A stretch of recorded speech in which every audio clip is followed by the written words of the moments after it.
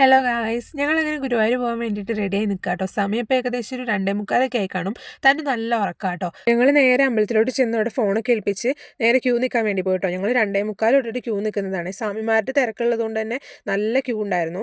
പിന്നെ നമ്മൾ തൊഴുത് ഇറങ്ങിയപ്പോഴേക്കും സമയം ഒരു 6 മണിയൊക്കെ ആയി കേട്ടോ. ചെന്ന് കുറച്ച് വീഡിയോസും ഫോട്ടോസൊക്കെ എടുത്ത് ഞങ്ങൾ നേരെ റൂമിലോട്ടേക്കാട്ടോ ചെന്നത്. തന്നെ നല്ല ഉറക്കമായതുകൊണ്ട് തന്നെ അവർ പുറത്ത് പോയിട്ട് ഫുഡ് കഴിച്ചിട്ട് വന്നു. എനിക്ക് പാർസൽ വാങ്ങിക്കൊണ്ട് വരാട്ടോ ചെയ്തത്.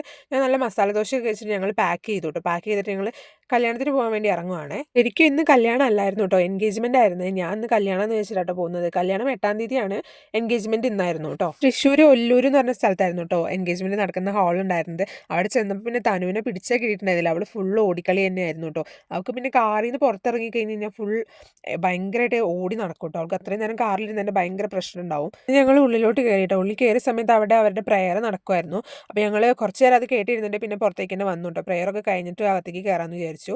നമുക്ക് അവിടെ ചെന്നപ്പോൾ വെൽക്കം ഡ്രിങ്ക് ഒക്കെ ഉണ്ടായിരുന്നു കേട്ടോ. നല്ല ഫ്രഷ് ജ്യൂസ് ആയിരുന്നു. നല്ല ഗ്രേപ്പ് ജ്യൂസും വാട്ടർമെലണും മിന്റ് ലൈമും ഒക്കെ ആയിരുന്നു കേട്ടോ. നമ്മൾ തീരുന്നതിനനുസരിച്ച് അവർ ഫില്ല് ചെയ്യുന്നുണ്ടായിരുന്നു. കാരണം ബേക്കിൽ തന്നെ അവർ ഫ്രഷ് ആയിട്ട് അടിച്ചെടുക്കുമായിരുന്നു കേട്ടോ. പിന്നെ കുഞ്ഞിനും കൊടുത്തു. നല്ല ചൂടുണ്ടായിരുന്നു കേട്ടോ. അപ്പോൾ അവൾക്ക് ഡീഹൈഡ്രേഷൻ വരാതിരിക്കാൻ വേണ്ടിയിട്ട് നമ്മൾ ജ്യൂസൊക്കെ കൊടുത്തിട്ടുണ്ടായിരുന്നു. അവളും കുടിച്ചിട്ടു. ഒരു ഗ്ലാസ് ഫുൾ അവൾ ജ്യൂസ് കുടിച്ചായിരുന്നു. ഫുഡൊന്നും കഴിച്ചിട്ടുണ്ടായിരുന്നില്ല. അപ്പോൾ ജ്യൂസിലാട്ടോ അവൾ നിന്നത്. പിന്നെ ഞങ്ങൾ കുറച്ച് നേരം അവിടെ നിന്ന് അവരോടൊക്കെ സംസാരിച്ചു. പിന്നെ ഞങ്ങൾ നേരെ ഫോട്ടോ എടുക്കാൻ കയറിയിട്ട് ഫോട്ടോ എടുക്കുന്ന വീഡിയോ ഒന്നും എടുത്തില്ല.